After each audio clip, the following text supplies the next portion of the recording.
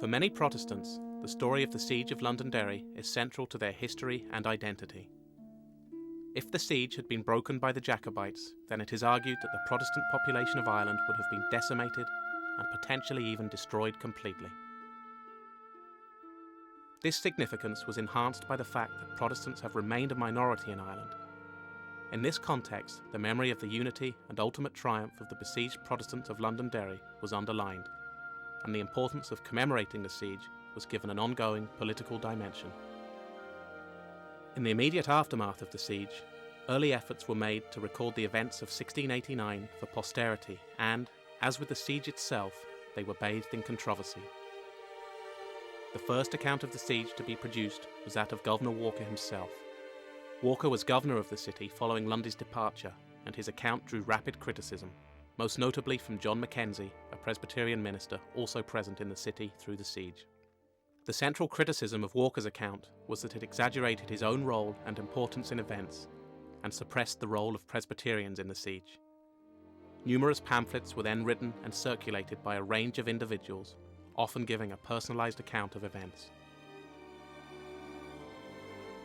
The first large-scale commemoration of the siege took place in 1789, with a range of processions and events organised in Londonderry to mark its centenary.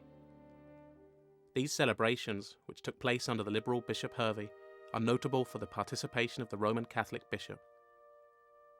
Prior to the centenary, clubs had existed to mark the August relief of Londonderry through the hoisting of a crimson flag at St Columb's Cathedral and services in the cathedral. It was in 1814 that the memory of the siege was finally ensured for future generations, with the re-establishment of the Apprentice Boys of Derry Club, which had been formed in 1714, named in honour of the young men that had initiated the siege by shutting the city's gates. Many of the original Apprentice Boys were those same original defenders of the city from 25 years before. By 1824, the No Surrender Club of the Apprentice Boys had begun to arrange regular parades in the city to mark the siege. In 1828, the Walker Pillar, the most visible memorial to the siege, was erected to a height of almost 90 feet. The pillar faced down onto the foyle, with Walker portrayed at its top in the iconic pose of Follingsby's Relief of Derry painting, with his outstretched arm pointing to the relieving ships in the loch.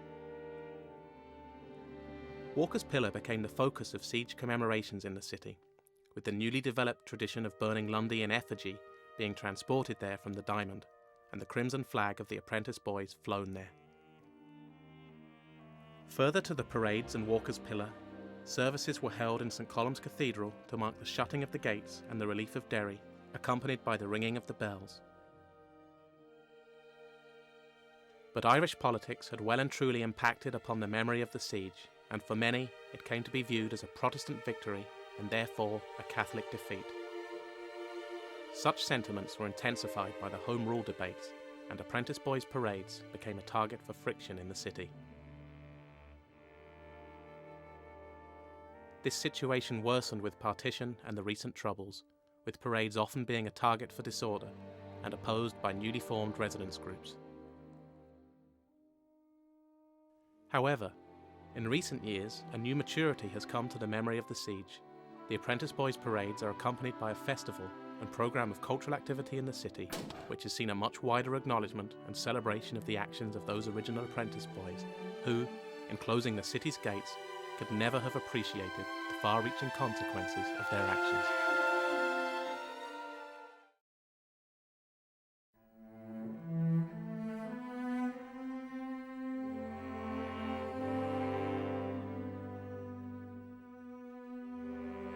The Apprentice Boys of Derry dates back almost 300 years to an organisation established by Colonel John Mitchelburn, who had been one of the governors of the city at the end of the siege. Mitchelburn established the Apprentice Boys of Derry Club in 1714 to celebrate the relief of Derry by flying the crimson flag from St Columb's Cathedral and holding a service of thanksgiving each August. Prior to this, Mitchelburn had organised a siege commemoration service in 1692, where he presented St Columb's Cathedral with the captured flags of 2 French Jacobite regiments from the siege battle of Windmill Hill. Following Mitchelburn's death, the Apprentice Boys Club ceased to exist for a number of years, although commemorations of the siege continued to take place throughout the 18th century. It was in 1814 that the Apprentice Boys of Derry Club was resurrected by Benjamin J. Darkus to give a focus and organisation to the siege commemorations and ensure that they were put onto a more formal footing.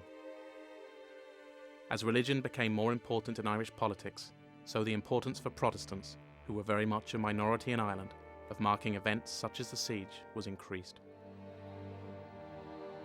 The early activities of the Apprentice Boys were as much social as they were commemorative.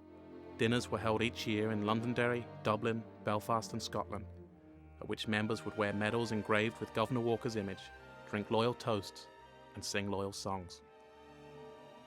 The club-based structure became a feature of the Apprentice Boys, with clubs named after heroes of the siege, and the No Surrender Club named after the defiant cry of the defenders.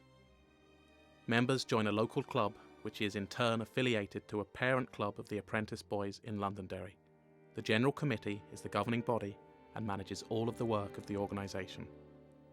One of the key early achievements of the Apprentice Boys was the erection of the Walker Pillar between 1826 and 1828, which placed Governor Walker almost 90 feet over the city and stood as a lasting monument to the siege until it was destroyed in the Troubles. Through the 20th century, the Apprentice Boys became part of the fabric of life in the city. The Memorial Hall was one of the main social venues for all religious and political persuasions, and the parades drew huge crowds each August for the Relief of Derry celebrations, and December for the Shutting of the Gates commemoration, which climaxes with the burning of Lundy in effigy. Today, the Apprentice Boys are part of the fabric of both the city and Protestant heritage and identity in Northern Ireland. With almost 10,000 members, who must all be sworn in as members within the city walls as a key part of the initiation to the association, and up to 15,000 members, musicians and supporters attending the annual Relief of Derry procession each August, the Apprentice Boys is one of the largest historical and cultural groups in the United Kingdom. As Northern Ireland moves into a new future that seeks to develop greater understanding of the past, the Apprentice Boys are at the forefront of a changing society, seeking to explain and commemorate a crucial chapter in the history of the United Kingdom and Ireland.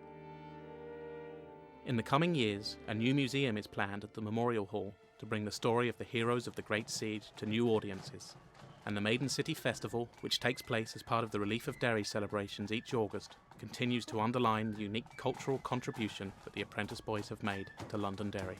But perhaps the greatest achievement of the Apprentice Boys of Derry, as they look towards their 300th anniversary, is that the actions of those original, brave 13 young men can now never be forgotten.